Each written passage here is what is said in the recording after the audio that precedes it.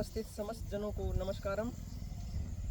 देखो, जब त्रिवेणी की बात करते हैं तो जो त्रिवेणी पेड़ लगाते हैं, हम बहुत सारे पेड़ लगाते हैं। आज मन बड़ा खुश हुआ कि यहाँ पे जो हमारे फौजी साहब है राजेंद्र जी, उन्होंने एक इतना बढ़िया पार्क डेवलप कर रखा है जो कि गांव की बनी है या जो भी गोचरांत भूमि है।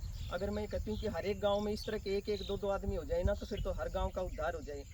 तो अब और बात ना करते हुए सबसे पहले हम त्रिवेणी के बारे में बात करेंगे। और हमारी जो SHO साहिबा हैं, जिनका बहुत बिजी शेड्यूल रहता है, जिनके पास बिल्कुल भी समय नहीं होता, और इस पवित्र कार्य के लिए जिन्होंने समय निकाला, जो कि महिला सुरक्षा जागरूकता केंद्र में पोस्टेड है, और सारा दिन इनका बहुत बिजी शेड्यूल रहता है, और फिर भी इन्होंने समय निकाला। इसके लिए हम बहुत सारे गांव वालों की तरफ से और अपनी तरफ से भी आभार व्यक्त करते हैं। और राजेंद्र जी, जो कि पूर्व प्रधान रहे हैं अपने बिजली बोर्ड में, और अब जेई हैं, राजकुमार नाम है जिनका, इन राजकुमार जी के प्रयासों से आज हम यहाँ उपस्थित हैं और हमने ये त्रिवेणी लगाई है।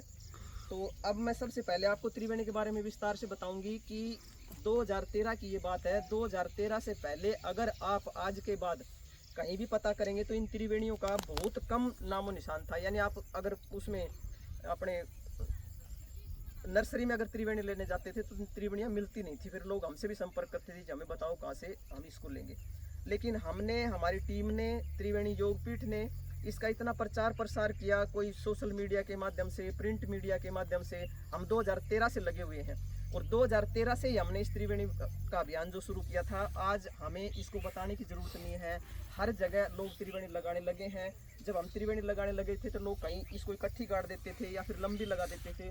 तो हमने इसका एक खाका तैयार किया कि इसको ट्रायंगल शेप में लगाएंगे, और जब इसको ट्रायंगल शेप में लगाते हैं तो ये 6-7 फुट जब बड़ी हो जाती है तो इसको आपस में मिला देते हैं। जब ये आपस में मिल जाती है, यानी कि इसके तीनों के तने मिल जाते हैं, और जब तीनों के तने मिल जाते हैं तो जो हमारी आने वाली भावी संतानें हैं वो देखेंगे, नीचे से उनको पता नहीं लगेगा कि भाई यह क्या चीज़ है। जब वो ऊपर देखेंगे तो उनको पता लगेगा कि त्रिवेणी है।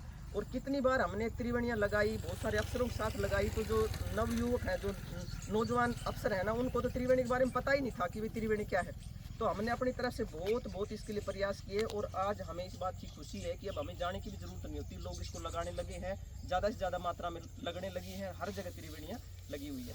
तो जब त्रिवेणी की बात करते हैं तो ये एक साधारण वृक्ष नहीं है। आप सभी को ये मालूम होना चाहिए कि इसमें ब्रह्मा, विष्णु और महेश का वास बताया गया है। ये मैं नहीं कह रही, ये हमारे शास्त्रों में लिखा हुआ है।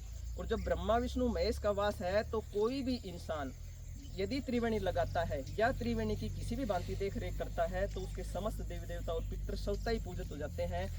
आपके जितने भी रोग हैं, जैसे नज़ला से, जुखाम से संबंधित, यानी आपका जो ये डायफ्राम से संबंधित जितने भी यहाँ के जो डायफ्राम ट्रैक है, उसको अगर आपने ठीक करना है तो आप किसी भी पेड़ के नीचे, बड़ के नीचे, त्रिवेणी के नीचे बैठ कर लंबे गहरे श्वसन क्रिया करते हैं, यानी लंबे गहरे श्वास लेते हैं, तो नज़ला जुखाम के जो मरीज हैं वो तो मैंने ठीक होते हुए देखे हैं, दमा तक के मरीज भी ठीक हो जाते हैं। त्रिवेणी साधारण वृक्ष इसलिए नहीं है क्योंकि इसमें हर पल हर क्षण एक सकारात्मक ऊर्जा का प्रवाह बहता है।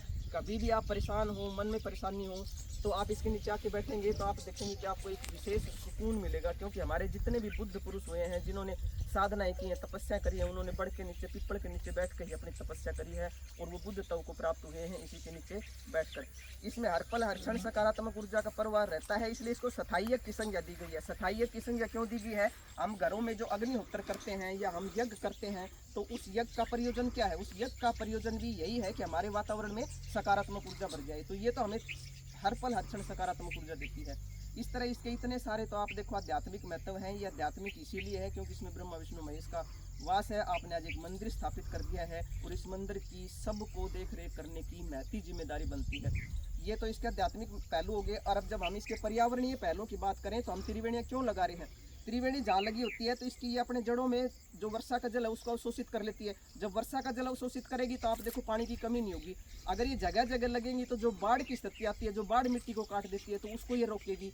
इस तरह इसके इतने सारे, 1 घंटा लग जाएगा। मैं पर्यावरणीय पहलुओं के बारे में बात करूँगी, तो आज हम इसके विस्तार से बात करने के बाद की बजाय कभी बैठेंगे तो आपको विस्तार से बताएंगे। एक उदाहरण आपको बताऊंगी कि हमारे एक मित्र हैं जो पत्रकार हैं, वो बसलालूट जिले में गए, अपनी रिपोर्टिंग करने गए, और उन्होंने फ़ोन करके हमें बताया कि जी आप जो रोज़ कहते आए थे वो बात सच्ची बात है।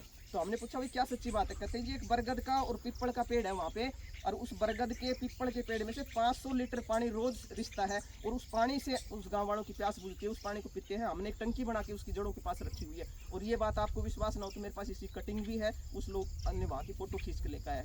तो मैं आप सभी से इस मौके पर ये निवेदन करूंगी, आभार व्यक्त करूंगी, और HSO साहिब ऐसे भी कहूंगी कि जब भी कहीं कोई प्रोग्राम हो, जब भी कहीं अवेयरनेस के प्रोग्राम करने जाएं तो ये त्रिवेणी के पौधे लगाएं, ताकि लोगों को अवेयरनेस भी बने। और कभी आपको हमारी जरूरत हो, हम त्रिवेणी भी लेके आएंगे, पानी भी लेके आएंगे, सब कुछ लेके आएंगे। मात्र आपने तो बस अवेयरनेस फैलानी है कि भाई ज़्यादा से ज़्यादा मात्रा में त्रिवेणी लगाएं। बाकी आप फ्रूट्स के पेड़ भी लगाएं। आप एक फ्रूट्स लगाते हैं तो एक जना थोड़ी खाता है, कितने सारे लोग खाते हैं उसके। और इस जो समाज की जगह है, ये मतलब सामूहिक जगह है, इसमें पेड़ लगाना, कोई भी आएगा यहाँ पे घूमने आएगा तो कोई एक भी पेड़ मिलेगा तो उसकी मन को प्रसन्नता मिलेगी। तो मैं तो त्रिवेणी लगाती हूँ, इस तरह के पेड़ ना हम प्रोवाइड करवाते हैं जो फ्रूट्स वगैरह वाले हैं। तो त्रिवेणी के लिए मैं आपसे गुजारिश करूँगी कि हर इंसान को अपने जीवन में एक त्रिवेणी जरूर लगानी चाहिए। और कोई भी ओकेजन हो, कोई जन्म दिवस का है, कोई वैवाहिक कार्यक्रम है या कोई और कार्यक्रम है, उसमें जरूर एक त्रिवेणी लगाएं। आप सभी आए, आप सभी का बहुत बहुत आभार, आप सभी के लिए बहुत प्रार्थना है। जय हिंद।